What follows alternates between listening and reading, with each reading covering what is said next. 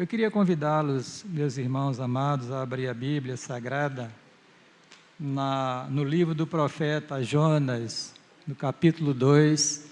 Nós vamos fazer uma reflexão sobre a oração que aquele profeta fez naquele momento de aflição, de angústia, quando estava no ventre do grande peixe. Jonas, que é um dos profetas menores, capítulo 2, ouça com atenção e já vá orando, pedindo que Deus graciosamente ministre a sua alma nesta noite. Eu já disse aqui e torno a repetir que nenhum pregador tem a capacidade de falar o seu coração, fala os seus ouvidos. Daí para frente é uma obra exclusiva da graça de Deus. Daí porque é importante nós orarmos pelo culto, as partes constitutivas do mesmo, inclusive a pregação da palavra do Senhor, né? Vamos lá. Jonas, capítulo 2, eu estou lendo na versão aqui corrigida, revista e corrigida. E orou Jonas ao Senhor, seu Deus, das entranhas do peixe, e disse: na minha angústia clamei ao Senhor, e Ele me respondeu. Do ventre do inferno gritei, e Tu ouvistes a minha voz.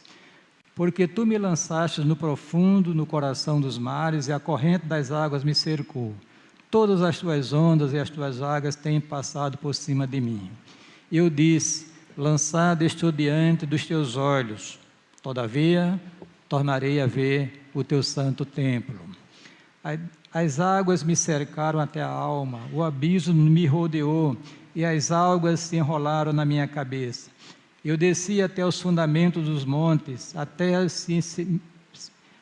me encerrou para sempre com seus ferrolhos, mas Tu fizeste subir a minha vida da perdição ao Senhor, meu Deus. Quando desfaleci em mim a minha alma, lembrei-me do Senhor e entrou a Ti a minha oração no Teu santo templo. Os que observam as falsas vaidades deixam a sua misericórdia. Mas eu te oferecerei sacrifícios com a voz do agradecimento. O que votei, pagarei. Do Senhor vem a salvação. Aí a resposta está aqui. Falou, pois, o Senhor ao peixe, e este vomitou a Jonas da terra seca. Que Deus se digne a nos abençoar com o que lemos na sua palavra nesta noite, em nome de Jesus. Desligue os celulares, por gentileza, e preste atenção. Porque Deus fala no culto. O culto, queridos, goza de um privilégio extraordinário, porque o Senhor disse, em certa ocasião, que onde estiverem 2 ou 3 dos seus discípulos reunidos em seu nome, aí estaria Ele no meio deles. Então, a presença do Senhor no meio da igreja, quando ela se reúne para a celebração, é uma realidade irretratável, irrevogável, porque Deus prometeu estar presente. Independente da nossa fé, dos nossos sentimentos, isso não importa. O que importa é a fidelidade de Deus. O Senhor diz, aliás, Paulo disse em certa ocasião, que se nós somos infiéis, Ele permanece fiel, porque Ele não pode negar-se a si mesmo. Então, a presença de Deus não depende da sua consagração, da sua piedade, depende da fidelidade de Deus. Então, a realidade é que Deus está no seu santuário. Diga amém. Cale-se diante dele toda a terra. E vamos agora ouvir a palavra do Senhor. Fazer uma oração primeiro. Pai, nós queremos manifestar a nossa gratidão pela Tua presença conosco nesta noite, nesta reunião. E também nossas vidas, na vida daqueles que professam a fé em nosso Senhor Jesus Cristo de coração. Queremos te agradecer por isso e nós pedimos nesta noite que o Senhor continue ministrando as nossas almas que tanto carecem de Ti. Que a Tua palavra, Senhor, tenha livre curso em nossos corações nesta noite, abençoando nossas vidas, trazendo-nos, ó Deus, cativos à obediência de Cristo. Abençoe a igreja nesta noite, abençoe os que se encontram aqui nesse santuário, aqueles que estão na internet participando do culto. Pedimos por Valdenor, que com certeza está assistindo esse trabalho, Meireles também, que o Senhor possa abençoá-lo de maneira especial nesta noite. Abençoe a nossa igreja em todas as áreas, em toda a sua extensão, aqueles que não puderam vir nesta noite por razões quaisquer, que o Senhor as conhece todas, que o Senhor esteja abençoando, renovando e trazendo a tua casa, porque a tua palavra diz: alegrei-me quando me disseram, vamos à casa do Senhor. Nos fala o coração, nós queremos ouvir a voz do Senhor, esta voz que é poderosa e que é cheia de majestade. Assim nós oramos, suplicamos, com gratidão em nome de Jesus. Amém. Desliga os celulares, por favor. Querido, Jonas foi um profeta que ministrou no reino do norte. Na época, o reino de Israel estava dividido, tem o reino do sul, chamado também de Judá, e o reino do norte, chamado reino de Israel. Ele era um profeta que ministrou na época de Jeroboão II, um dos grandes reis do reino do norte, que teve digamos assim, um reinado longevo, né? E de muita prosperidade econômica, política também, no entanto, não na área espiritual, apesar da atividade profética na época, inclusive, de Jonas, que ministrou naquele período. Muito bem. Outra coisa interessante a informar é que este livro de Jonas tem apenas 4 capítulos. Eu não sei quantos aqui na igreja já leram. Se não leu, abre a Bíblia na sua casa, dá uma lidinha, começa a investigar, olhar, examinar as lições que existem na palavra do Senhor para as nossas vidas. Afinal de contas, a Bíblia foi escrita para gerar a fé no nosso coração, a nossa confiança em nosso Senhor Jesus Cristo. Esboçando esse livro, no capítulo 1, você vai encontrar a chamada de Deus a Jonas para pregar em Nínive, a capital da Síria na época. Você vai encontrar nessa chamada, a chamada de Jonas, vai a Nínive, prega contra ela, a desobediência do profeta do Senhor, por razões que a Bíblia não explica, porque Deus lhe deu uma comissão bem clara, bem definida: levante-se e vá para Nínive e pregue a mensagem que eu estou lhe entregando contra ela, porque a sua maldade chegou até a minha presença no céu. Muito bem. E no lugar de ele obedecer a palavra de Deus, ele foge da presença do Senhor, talvez por preconceito, talvez porque ele antevia que o reino da Síria, o Império Assírio, iria destruir Israel, como de fato destruiu no ano 722 antes da era cristã. Ele nos profetizou antes da destruição de Israel por parte de Nínive. Muito bem. E o fato é que ele fugiu, né, mas ninguém consegue fugir da presença de Deus. Saiba disso. Você que está aqui nessa noite, saiba que Deus tem o seu olhar voltado para a sua vida. E ninguém se esconde da presença de Deus. Ele, no lugar de ir para Nínive, que distava 800 quilômetros daqui, de onde ele estava para a capital da Síria, Nínive, me parece que é distante de João Pessoa para Fortaleza, né, Denise? 800 quilômetros, mais ou menos, né? Como não ia por mar, era uma viagem terrestre, ou a pé, ou de camelo, ou de cavalo, ou montaria qualquer. Eu sei que era uma viagem longa e difícil.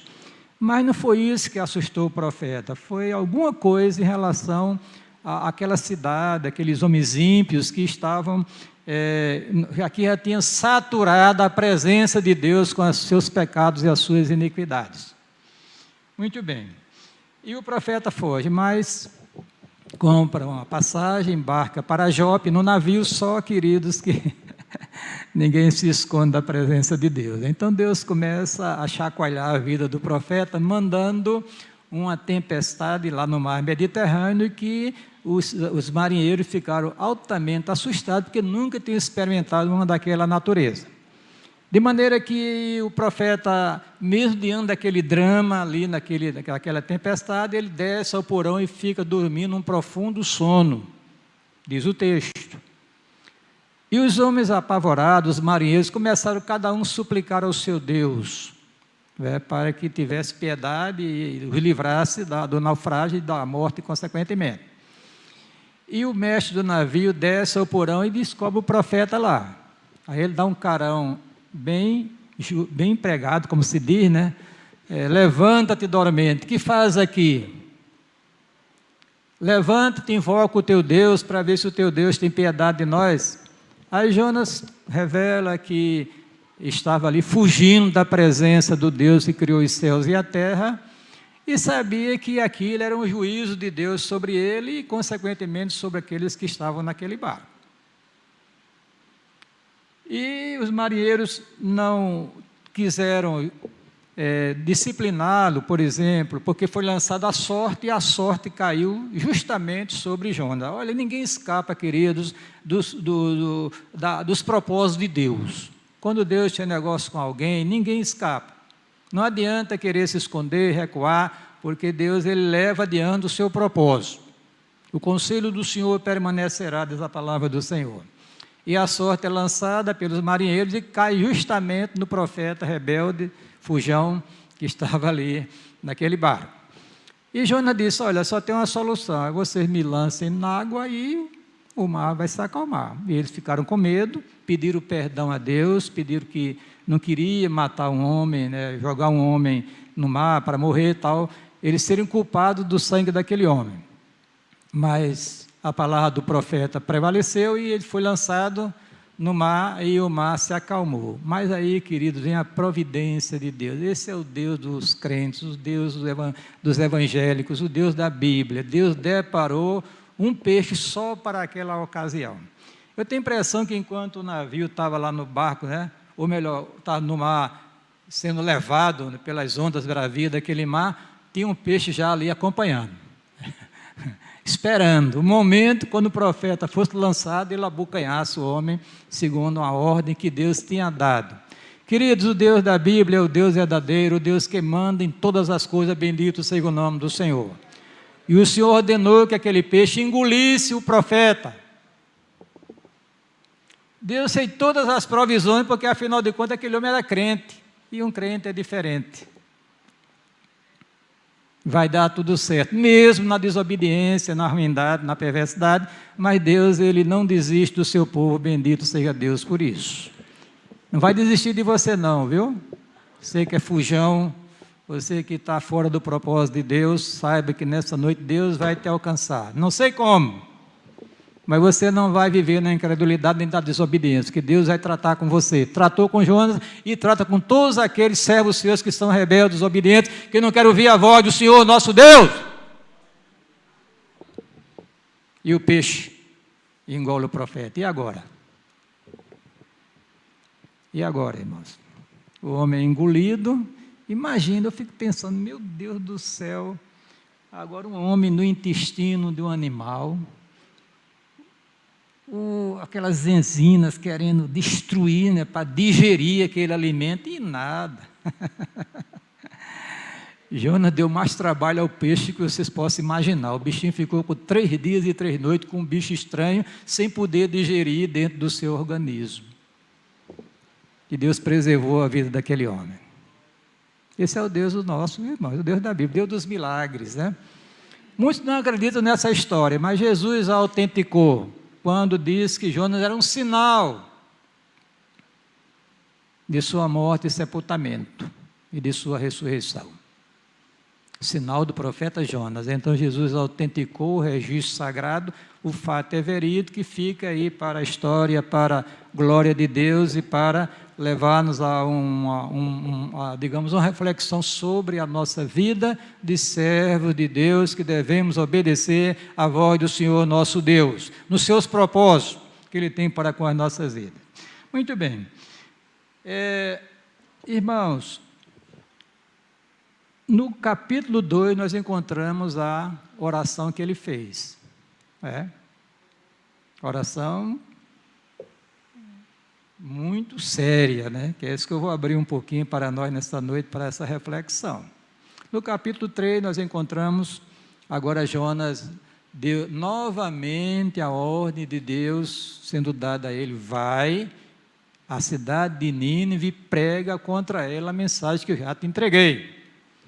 E o profeta vai para aquela cidade, passou talvez 1 mês ou 2 meses andando até chegar lá, e lá ele não tem mais agora o que fazer, a não ser entregar a mensagem do Senhor. A mensagem era curta e grossa, não tinha título, não tinha divisões, não tem argumento, nem proposição, nem conclusão.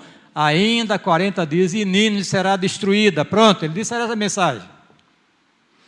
E, queridos, o profeta, depois ele sobe lá para um monte e ficou só observando o que Deus iria fazer com a cidade. Destruí-la, né? Pensando ele, só, queridos, que Deus usou de misericórdia para com aquele povo. Houve uma obra poderosa de Deus no coração daquele povo, dos ninivitas, e eles se arrependeram dos pecados deles, foram convertidos e foram poupados por Deus. Queridos, olhem, só para a questão o arrependimento, a humilhação diante de Deus é o caminho da vitória. Diga amém. É o caminho da restauração, o caminho da bênção. Deus ia destruir aquela cidade, estava decretado, estava determinado. Mas Deus não consegue, queridos, assim, olhar para um coração quando ele se quebranta e Deus fica insensível. Não existe isso da parte de Deus. A humilhação, o arrependimento, a reflexão sobre a vida, querendo mudar, isso está de acordo com a vontade de Deus. Deus se agrada, Deus se manifesta, Deus opera, Deus restaura, bendito seja o nome do Senhor. E houve um avivamento espiritual naquela cidade que só de pessoas adultas tinha 120 mil pessoas, irmãos. Eles foram alcançados pela graça de Deus. Interessante é que o profeta não gostou da pregação, do resultado dela. É o primeiro pastor que a gente conhece na face da terra que prega uma mensagem, a conversão em massa, e depois não fica satisfeito com o resultado da sua pregação. Veja como nós somos ruins, viu? Mesmo sendo crente. Porque quando a gente prega a palavra e lança a rede, faz um apelo, vem 2, 3, a gente fica alegre, os pregadores ficam pulando de alegria, a igreja imagina a cidade toda, irmãos. Foi proclamado um jejum, o rei ordenou, todo mundo vai se vestir de saco, até os animais vão ficar em jejum também, vão clamar a Deus, para Deus ter misericórdia. E Deus ouviu e abençoou, e foi aquele pessoal alcançado por ele. Mas o Jonas não gostou. Aí Deus lhe dá uma lição, de uma bobureira, que ele estava lá esperando, e aí o sol estava forte, ele tentou fazer uma chupanazinha, não conseguiu, Deus levanta, faz crescer uma plantazinha do dia para a noite, que cobre para dar uma sombrinha para o profeta, e Deus fere a planta, aí ele fica chateado e reclama de Deus, pé da morte, etc, etc, e Deus dá uma lição para ele, que é uma lição para nós. Deus é o Deus misericordioso, bendito seja Deus por isso. E aí o livro termina abruptamente. Mas eu queria me deter na oração, né? Vamos lá. Olha, a oração de Jonas foi feita num momento de extrema angústia. Na minha angústia, clamei ao Senhor. Olha, não existe momento mais adequado, digamos assim, do que os momentos que nós passamos dificuldades para buscar ao Senhor. Essa loucura no mundo neopentecostal, fique livre de problemas, não sei o quê, olha, bababá. Às vezes Deus quer tratar com os nossos problemas, queridos, quer tratar a nossa alma, com os problemas que nós enfrentamos, a gente não quer aceitar.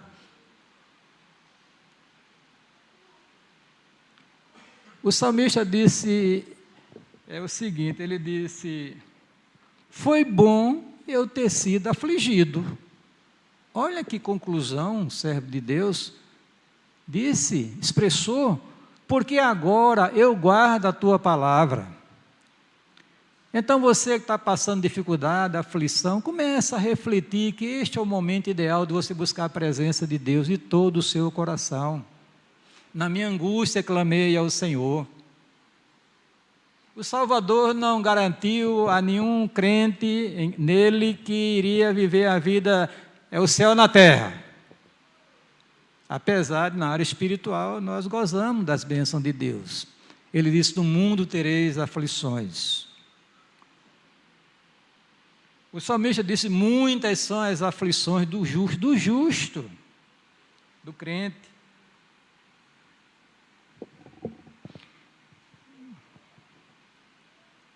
Das profundezas a te clamo, ó Senhor. Senhor, escuta a minha oração, sejam os teus ouvidos atentos à voz das minhas súplicas. Salmo 130, versículo 1 e 2. O Senhor te ouça no dia da angústia, o nome do Deus de Jacó te proteja.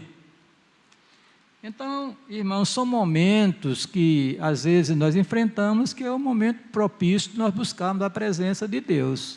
O que fazer aquele homem que estava agora encarcerado no ventre de um peixe, digamos assim, sem perspectiva nenhuma de sobreviver, estava ali respirando, porque existia oxigênio naquele ambiente, evidentemente, dentro daquele animal, ele estava conseguindo sobreviver, mas certamente todo chacoalhado, porque as entranhas do peixe, o intestino funcionando, né, querendo digerir e não conseguia. Sofreu o profeta e sofreu o peixe. Pense, olha, quando o crente erra, quando faz as suas coisas agradáveis, sofre ele e sofre também quem está junto dele. A família, os negócios, a igreja. Quando o crente começa a fazer alguma coisa que não agrada ao Senhor, aí a reação é em cadeia. No caso de Jonas, sofria ele e sofria o peixe. Já tinha sofrido os marinheiros pela desobediência dele. Mas o momento é o momento de clamar ao Senhor. Amém? Clama a mim, responder-te-ei, anunciar-te-ei coisas grandes e firmes que não sabes. Você que nunca mais veio para o culto de oração da igreja, faça um esforçozinho. Eu sempre falo de uma tal de oração preventiva.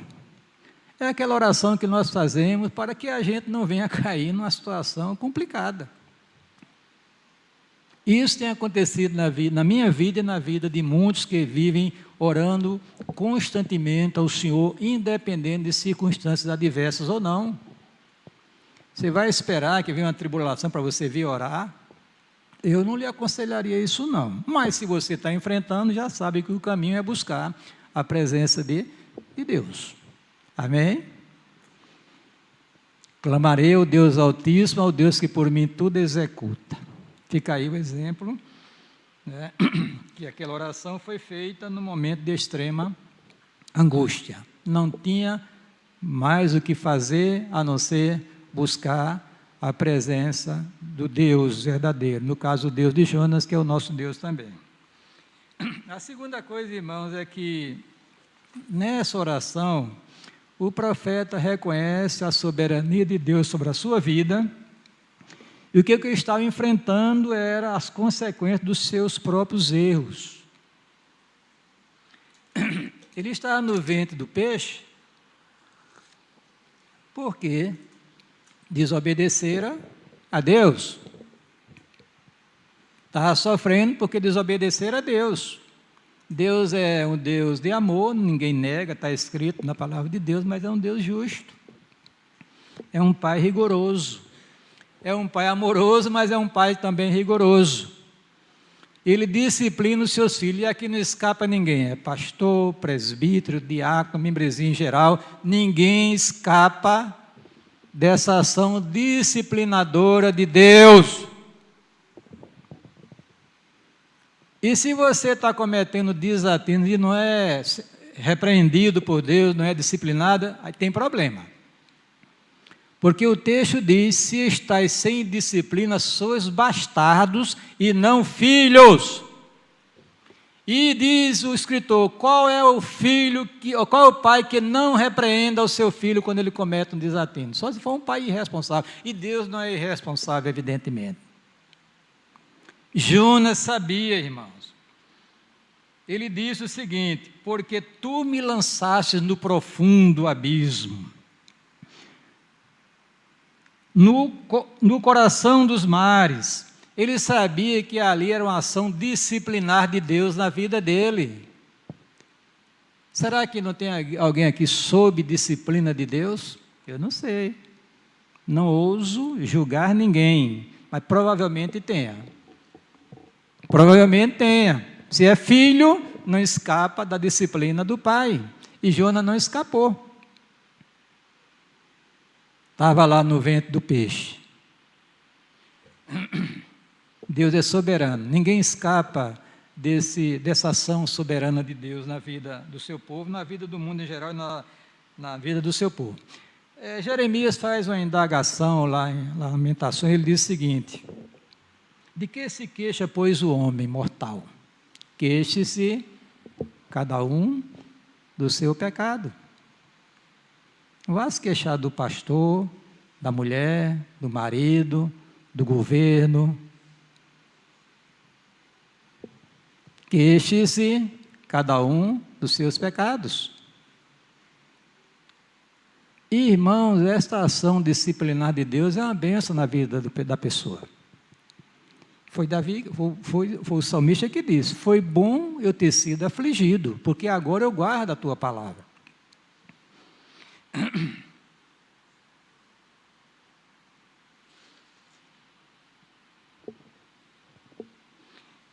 Davi, ele disse em certa ocasião, nos Salmos 32, o Salmo 51 e o Salmo 52, 32 e 51 são dois salmos penitenciais. Davi, fazendo uma reflexão do seu pecado, da mão de Deus sobre ele, ele disse o seguinte, num dos salmos: enquanto eu me calei, envelheceram os meus ossos, porque de dia e de noite a tua mão pesava sobre mim e o meu humor se tornou em sequidão de estio. Está vendo? Quer dizer, ele sabia que o drama na vida dele era um drama que estava sendo uma ação disciplinar de Deus, e Jonas tinha consciência disso. É bom que a gente reflita, irmãos, que a gente faça uma introspecção profunda, porque às vezes nós estamos laborando em erro e não temos nem consciência disso. Davi disse em certa ocasião: expurga-me, ó Deus, dos pecados que me são ocultos. Ele sabia que, mesmo sendo um homem segundo o coração de Deus, mas ele sabia que era um homem inclinado ainda ao erro e às falhas, como de fato aconteceu na vida dele. Expurga-me, ó Deus. Ele disse: vê se há em mim, Senhor, algum caminho mau e guia-me pelo caminho eterno. Então esse é o momento de reflexão para a igreja. Terceiro, na oração, o profeta Jonas expressa a sua fé em Deus.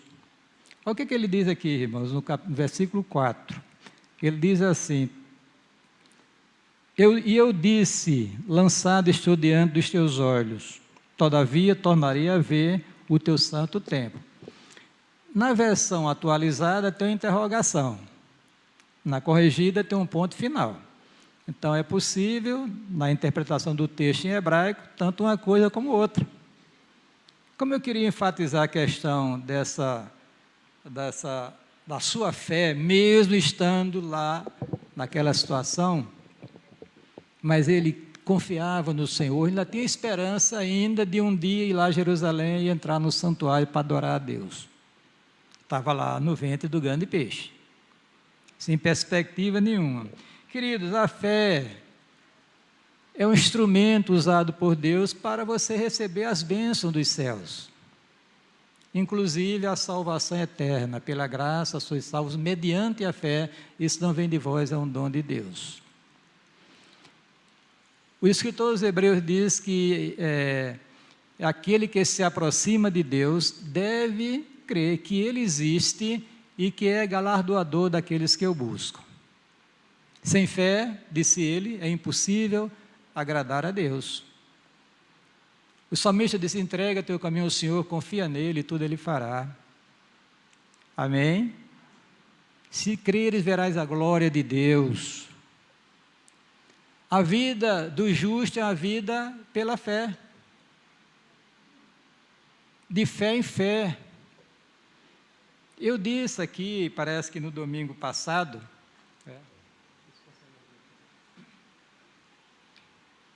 que eu vivi um tempo da minha vida pelos meus sentimentos, pelas minhas emoções. Só queria ir para culto que tivesse emoções. O culto hoje foi uma bênção porque eu senti, eu não estava pegando fogo. É.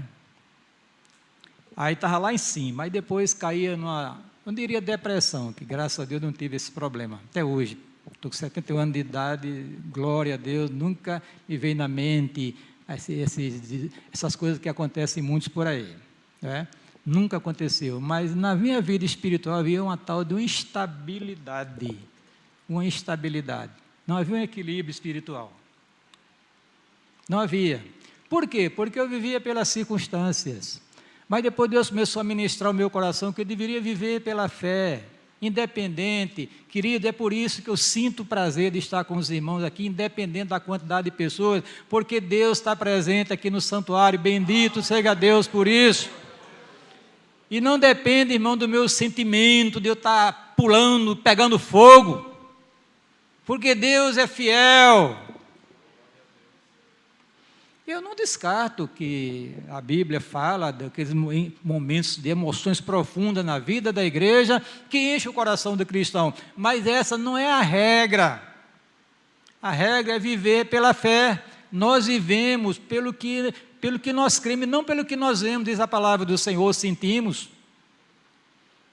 E Jonas estava lá preso ali, não tinha perspectiva nenhuma, a não ser de morrer. Mas ele tinha ainda lá na alma um profundo sentimento de fé, que ainda, se Deus assim permitisse, ele adentraria no santuário para exaltar e glorificar o nome do Senhor, seu Deus. Todavia, tornarei a ver o templo de tua santidade.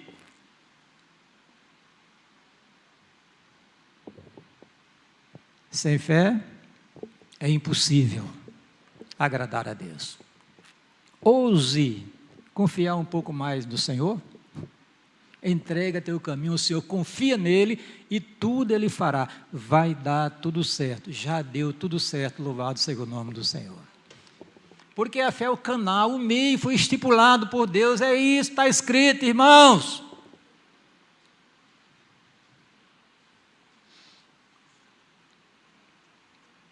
Os que confiam no Senhor são como o monte de Sião, que não se abala, mas permanece para sempre. Amém?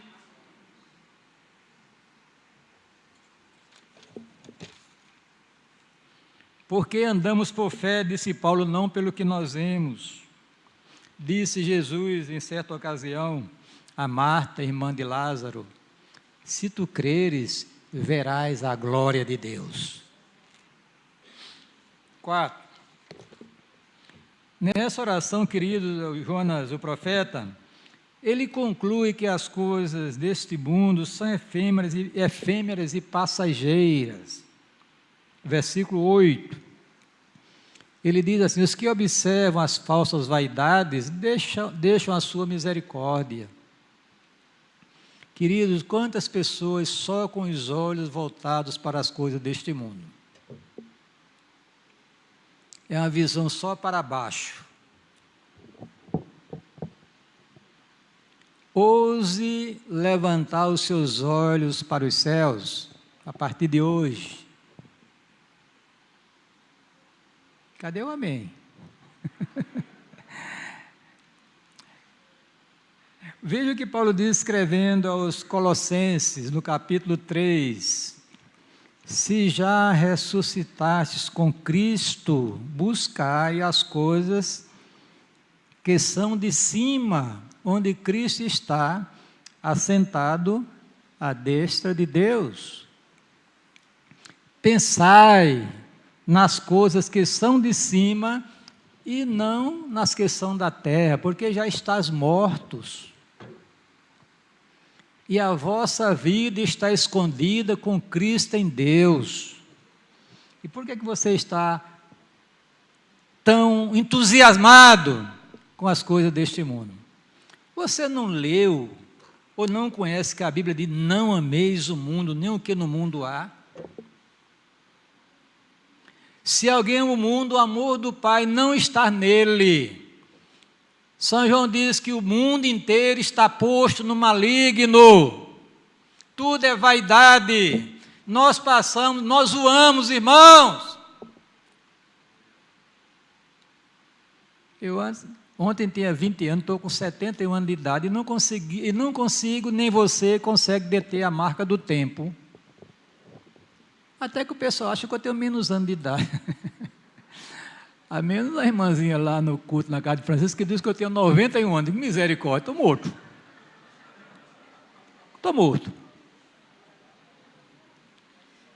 Pastor, o senhor 71 anos, 71 anos, mas pastor, é mesmo, o senhor está novinho, de glória a Deus. Mas eu não me iludo que estou ficando velho, irmãos. Estou passando, e você também. Salomão, quando conclui, lá falando no livro dele, de Eclesiastes, ele diz, enfim, tudo é vaidade, tudo passa, queridos, o importante é a sua fé em Jesus Cristo, é a sua consagração ao Senhor, é você ser servo de Deus Altíssimo. E Jonas disse, irmãos, os que observam as falsas vaidades, deixam a sua misericórdia, deixam tudo que é bom, Deus tem algo melhor para você, irmãos. Eu vou gozar a vida, você goza a vida na presença de Deus. O Evangelho traz, irmãos, alegria na vida da pessoa. O Salvador disse, eu vim para que tenham vida e vida em abundância. Isso tanto qualitativa quanto quantitativamente. E você, entusiasmado com as coisas deste mundo. Só fala em futebol, em política. Tem coisa melhor para o cristão. Amém? Tem coisa melhor para o cristão. Aquele que beber da água que eu lhe der, nunca mais terá sede. Ela se fará nele uma fonte para jorrar para a vida eterna. Eu passei uma época difícil em termos de enfermidade. Vi diante de mim um palmo, bem evidentemente que foi um palmo, não é mais não estou usando a linguagem figurada, a morte. Peguei logo um papel, escrevi Cândida, isso aqui, está aqui os cartões, está isso aqui, tal, está aqui a senha do meu negócio, tudo direitinho, tal, separei. Você mandei até uma carta para o patrimônio da igreja, que é secreta, né? Está aí uma carta aí, dizendo tudo direitinho, olha, se eu for partir, os irmãos não querem nada da igreja, disse coisas, umas condições bem suaves, para que quando viesse outro pastor, não ficasse aí a igreja comprometida com o obreiro que o Senhor chamou para a sua presença. Pense como foi bom, porque foi uma chacoalhada que Deus nos deu na minha vida, essa perspectiva da morte, da eternidade, queridos. É bom que aconteça com você, viu? Para você deixar de estar amando as coisas deste mundo, viu? Para você aprender que você é um servo de Deus. Você é uma propriedade exclusiva de Deus. Deus lhe comprou com o seu precioso sangue, o sangue do Cordeiro. E Deus não abre mão de você não, viu? Diga amém, irmãos. Porque essa é a maior alegria do homem. É saber que Deus está interessado nele. Estava lá o profeta no ventre do peixe, mas ele disse, eu ainda verei o santuário do meu Deus. Eu sei que tudo é vaidade, eu desobedeci, eu fico que não prestava, dizendo, Senhor, mas eu ainda verei ao meu Deus no seu santuário.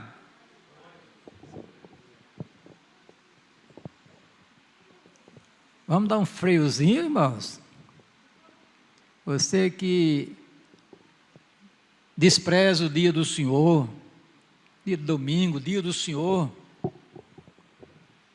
onde é que o Senhor está?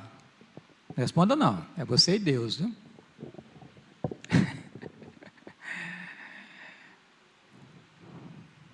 Eu era diácono da igreja ali, congregacional, disse os irmãos, aí no dia de domingo eu fui bater uma bolinha, joga a bola, vai bichinho, vai. Desprezei com a Bíblia Dominical, fui jogar bola, na Embratel tinha um time, eu gostava de jogar, apaixonado por futebol, e não perdia um sábado para jogar bola. Aí domingo eu fui, vai bichinho. Um dia eu estava jogando lá no Cristo no sábado, corri pela direita com a bola, o zagueiro me veio, me levantou o bola levantou tudo que tinha direito, quando eu desci, pá, quebrou o braço. Ai, Jesus, que sofrimento. Deus disciplina os seus filhos, irmãos. Aqui foi uma disciplina do Senhor. E outra vez eu fui jogar bola novamente. Quando eu voltei, estava no caminhão, desci. Quando eu desci de lado da igreja congregacional de João Pessoa, andando na rua, quando eu levantei, a minha cabeça foi em cima do poste. Pá! Aí o sangue... Aí cai na mão do estagiário de medicina. Pronto. O cara passou quase 1 hora para cauterizar um ferimentozinho. E eu sofrendo. Vai, bichinho. Tenha cuidado na sua vida, não, porque você é uma propriedade exclusiva de Deus, viu? Eu aprendi às custas, né? Mesmo sendo oficial de igreja, mas era diácono. Era um servo, tinha um compromisso com a obra do Senhor, né? Mas paciência, irmãos. Tudo é vaidade, vamos nos interessar com as coisas de Deus. Mas estou terminando a mensagem, viu? Desculpe essa parte autobiográfica, né? Até eu comecei a escrever a minha biografia para a posteridade, não sei nem onde é que está, mas está num dos meus computadores lá. Vamos lá. Queridos, terminando nessa oração, Jonas, ele revela que o seu livramento vem de Deus. Glória a Deus por isso. Ele disse o seguinte, lá no versículo 9... Mas eu te oferecerei sacrifícios com a voz de agradecimento, que votei e pagarei. Do Senhor vem a salvação. Salvação aqui é livramento, não necessariamente a salvação para a vida eterna. Deus, irmãos, eles têm nos contemplado com livramento, só você talvez nem saiba que Deus tem livrado você. Um dos compromissos que Deus tem com a sua igreja é livrá-la do mal. O próprio Salvador nos orientou que nós orássemos, livra-nos do mal. Por quê? Porque só Deus pode livrar você das astutas ciladas do diabo. Só Deus pode guardar você. Só Deus pode lhe proteger. Se Deus não guardar a cidade, diz a Bíblia, em vão vigia o quê? A sentinela. O homem estava numa situação difícil, mas Deus é o grande livramento. É isso, é? O Senhor é a minha salvação. Aliás, nós lemos no Salmo 27, no início do culto. O Senhor é a minha luz e a minha salvação, a quem temerei? O Senhor é a força da minha vida, de quem me recearei? Eu sou o Senhor, e fora de mim não há Salvador ou Libertador.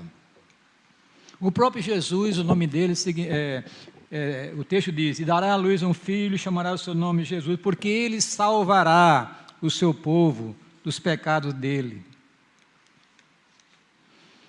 Então, queridos, as suas lutas, as suas dificuldades, as suas atribulações, onde você se encontra no fim do poço, lá no mais profundo, como Jonas se encontrava, evidentemente que você não está passando uma experiência similar, né? Mas saiba que a salvação, o livramento vem de quem? Do Senhor. Amém? O texto diz que ele se manifestou para desfazer as obras do diabo.